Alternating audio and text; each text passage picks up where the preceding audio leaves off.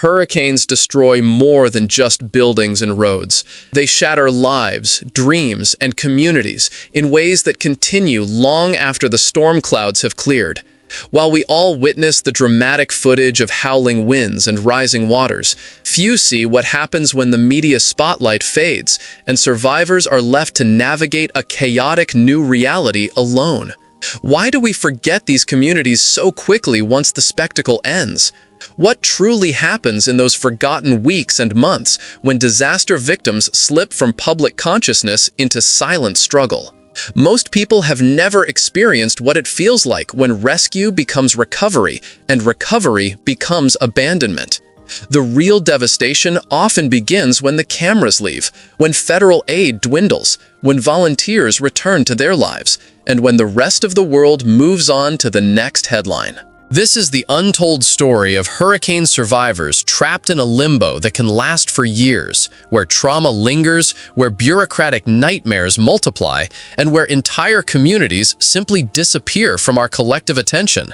The storm itself might last only hours, but for those caught in its path, the aftermath becomes a second disaster that unfolds in slow motion. And what we've discovered is far more disturbing than most people realize. Some victims still suffer post-traumatic stress more than a decade later, while entire neighborhoods never recover their former identities. The truth is that for many survivors, the hurricane never truly ends. Once there were vibrant communities filled with life and memories. Now, years later, some remain wastelands of broken promises and abandoned recovery. This is their story. 7 years ago, Hurricane Xavier slammed into the Gulf Coast of Florida with winds reaching 160 miles per hour. The storm surge pushed 15 feet of water inland, destroying over 60,000 homes and claiming more than 300 lives. For 3 days, the disaster dominated headlines worldwide. Camera crews captured dramatic rescues, desperate evacuees, and politicians wading through flooded streets with promises of swift aid and complete rebuilding. Then the cameras left. The journalists packed their gear. The national attention drifted elsewhere. And that's when the true nightmare began for survivors like Maria Cortez. "I remember the exact moment when I realized we had been forgotten," says Maria, standing amid the skeletal remains of what was once her beachfront neighborhood. "It was about 2 months after Xavier hit. The streets were still filled with debris, but the cleanup crews had disappeared. My FEMA application was stuck in some digital void. I couldn't get anyone on the phone. The Red Cross shelter was closing, and suddenly it dawned on me that no one was coming anymore. We were on our own." Maria's story is not unique. It represents a pattern that repeats with alarming regularity across America's hurricane zones. The initial surge of attention and support inevitably gives way to what disaster researchers call compassion fatigue, when even the most devastating human suffering becomes normalized, then ignored. This abandonment creates a second wave of trauma that often proves more damaging than the storm itself. Dr. Eleanor Saunders has spent 20 years studying the psychological impact of natural disasters. Her research reveals disturbing statistics about the long shadow hurricanes cast over survivors' mental health. The data shows clearly that rates of depression, anxiety, and post-traumatic stress disorder spike dramatically in the months following a major hurricane, she explains. But what's truly alarming is how long these effects persist. In studies of Hurricane Katrina survivors, we found that 1 in 6 still exhibited symptoms of PTSD even 12 years later. That's over a decade of psychological suffering. The mental health crisis after hurricanes often goes unaddressed for several critical reasons. First, mental health resources tend to be among the earliest services cut when recovery funding dwindles. Second, many survivors become so focused on immediate needs like housing and employment that they neglect their psychological wounds. And third, the communities most vulnerable to hurricanes often had limited mental health services even before disaster struck. Jason Brewster was 16 when Hurricane Xavier destroyed his family's home in Bayshore, a working-class neighborhood that never fully recovered. Now, 23, he still flinches at the sound of heavy rain. "For the first year after the storm, I had nightmares almost every night," he recalls. "I'd wake up gasping, feeling like I was drowning. My grades tanked. I started having panic attacks. My parents were so busy fighting with insurance companies and trying to find a permanent place for us to live that they didn't notice how bad it was getting for me. Jason's experience highlights another disturbing reality. Children and adolescents often bear the heaviest psychological burden in the aftermath of hurricanes. Research indicates that the disruption of school routines, loss of social networks, and sense of instability can lead to long-term developmental issues if left unaddressed. Yet mental trauma represents just one facet of the post-hurricane struggle. For many survivors, the bureaucratic nightmare that follows the physical storm creates its own form of devastation. Diana Winston, former director of disaster assistance for a major nonprofit organization, has witnessed this pattern repeatedly. The bureaucracy after a hurricane becomes a labyrinth that exhausts even the most resilient survivors, she says. People are expected to navigate complex application processes for FEMA aid, insurance claims, SBA loans, and charitable assistance while they're still in shock, often without internet access, transportation, or even a permanent address. The system almost seems designed to wear people down until they simply give up. The statistics support Winston's observation. According to government data, less than 40% of funds allocated for hurricane recovery typically reaches individual survivors within the first year. Many survivors report spending thousands of hours filling out paperwork, making phone calls, and waiting in lines, only to be denied assistance due to technicalities or documentation issues.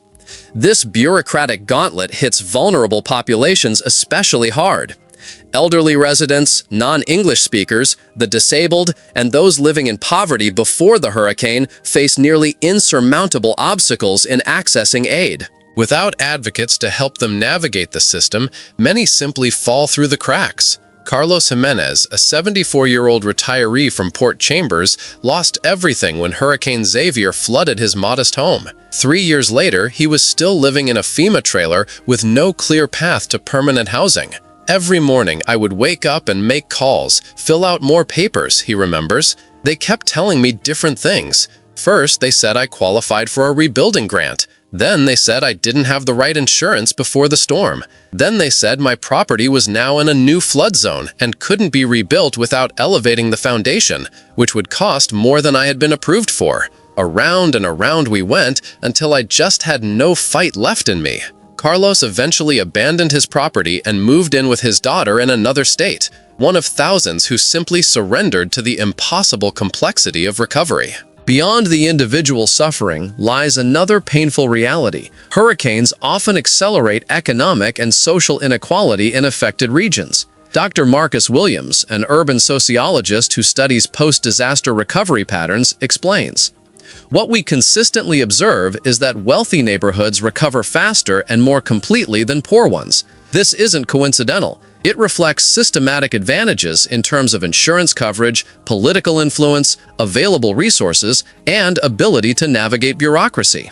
This disparity creates what researchers call recovery inequality, where disasters actually widen the gap between affluent and disadvantaged communities. A stark example of this phenomenon can be seen in Bayshore and Pelican Point, two adjacent neighborhoods hit equally hard by Hurricane Xavier. Pelican Point, an affluent coastal community of luxury homes, has been almost completely rebuilt. New houses, larger and more hurricane-resistant than their predecessors, now line streets that have been repaved and landscaped. Property values have not only recovered, but increased by 20% since the hurricane. The neighborhood even secured federal funding for an enhanced seawall to protect against future storms. Just 2 miles away, Bayshore tells a different story. Nearly half the lots remain vacant. Many bear only concrete slabs where homes once stood. The streets show unrepaired damage, and abandoned properties attract crime and reduce values for those who manage to rebuild. Public infrastructure like parks, community centers, and even streetlights have not been fully restored. The neighborhood school never reopened. "It's like there were 2 different hurricanes and 2 different recovery programs," observes Tamika Wilson, a lifelong Bayshore resident who fought to rebuild her family home. But it was the same storm. The only difference was who had resources and connections before it hit and who didn't. This pattern of unequal recovery extends beyond housing to critical community institutions. Churches, small businesses, medical facilities, and social service organizations in disadvantaged areas often close permanently after hurricanes, leaving residents without the support systems they relied on before the disaster. Pastor Michael Johnson watched his congregation dwindle from 300 members to less than 50 in the years after Hurricane Xavier destroyed their church building in East Millbrook, a predominantly black neighborhood.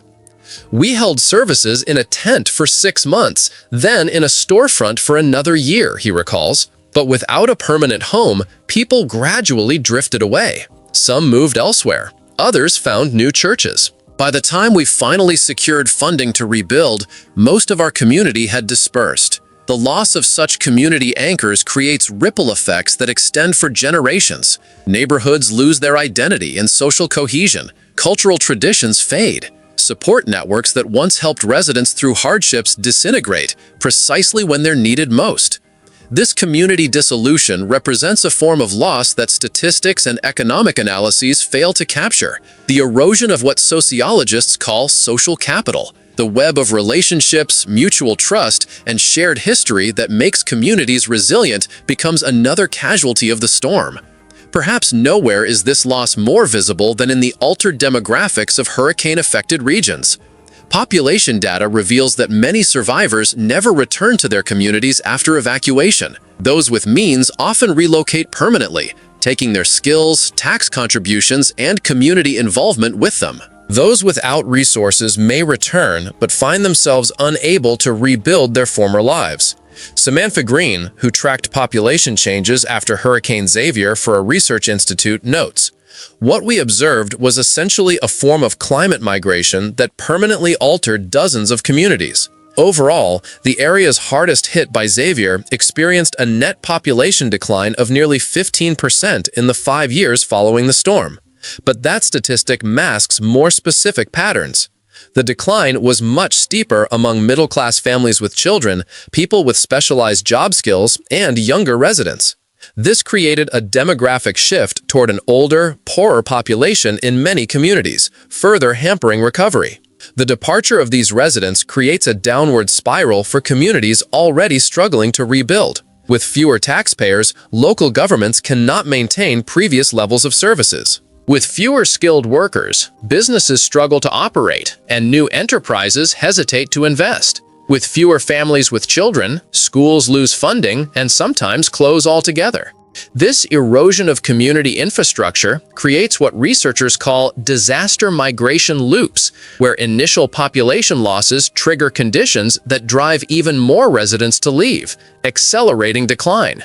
Some communities never break free from this cycle. Millwood County, which encompassed several coastal communities devastated by Hurricane Xavier, has seen its population decline by 22% since the storm. Tax revenues have fallen by 30%. The school district has closed 4 buildings and consolidated operations. The local hospital reduced services and eliminated its maternity ward. 3 fire stations have closed. County Commissioner Robert Miller describes the cascading effects.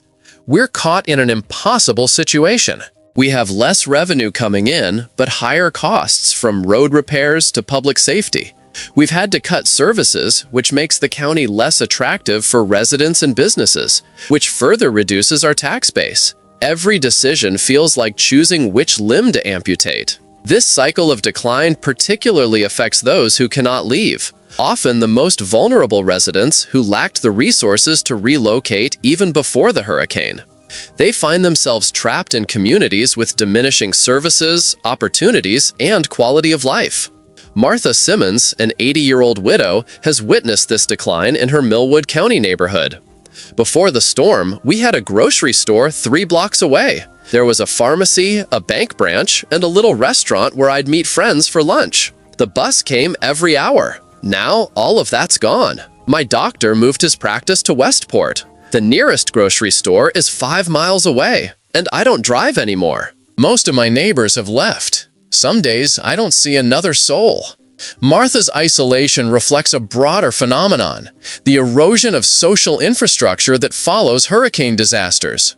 The places where people gathered, formed connections, and supported each other, churches, parks, community centers, local businesses, often disappear or operate at reduced capacity for years after storms.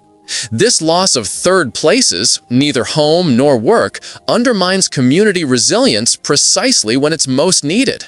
The environmental impact of hurricanes also creates long-term challenges that extend far beyond the immediate storm damage. Flooding often releases industrial chemicals, sewage, and other contaminants into soil and water supplies. Mold infestations and damaged buildings create persistent health hazards. Debris management becomes a massive undertaking that can last for years. Environmental scientist Dr. Matthew. The environmental effects of major hurricanes persist much longer than most people realize. We've found chemical contamination in soil samples 5 years after flooding. Waterways show altered flow patterns and reduced biodiversity. Coastal erosion accelerates, removing natural buffers against future storms. These changes create public health risks and make communities more vulnerable to subsequent disasters. For residents like Paul Martinez, these environmental impacts translate into daily health concerns. 4 years after Hurricane Xavier flooded the industrial zone near his neighborhood, he still worries about what might have leached into the ground. "My kids get rashes more often now," he says. "The air sometimes has this smell we never noticed before the storm.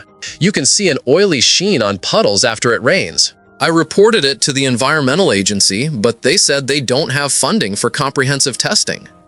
Such environmental justice issues disproportionately affect lower-income communities, which are more likely to be located near industrial areas, have older infrastructure, and lack the political influence to demand thorough environmental remediation after disasters.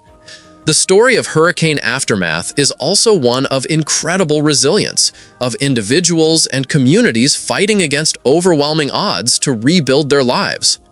Across hurricane-affected regions, grassroots organizations have emerged to fill gaps left by official recovery programs. In East Millbrook, residents formed the Rebuilding Hope Coalition when they realized official recovery plans had essentially written off their neighborhood. The volunteer-run organization has helped dozens of families navigate aid applications, coordinated shared transportation, established a tool lending library for repairs, and even developed its own micro-grant program for residents facing emergency needs. Daryl Washington, one of the coalition's founders, explains their approach. "We realized we couldn't wait for the system to work for us. It was designed without us in mind. So we started creating our own systems. We mapped every abandoned property in the neighborhood and tracked down owners. We created a database of which residents had which skills. We organized work teams that would help rebuild one house at a time. And we made sure to celebrate every small victory to keep hope alive." Such community-led recovery efforts represent one of the most promising paths forward, but they face significant challenges. Without substantial resources, their impact remains limited. The burden of rebuilding falls on people who are themselves hurricane survivors, often leading to burnout. And the systemic issues that create recovery inequality remain largely unaddressed. Effective hurricane recovery requires fundamental changes to how we prepare for and respond to these increasingly frequent disasters. Experts point to several critical improvements needed. First, recovery programs must be designed with the most vulnerable populations in mind, rather than assuming everyone has equal ability to navigate complex systems.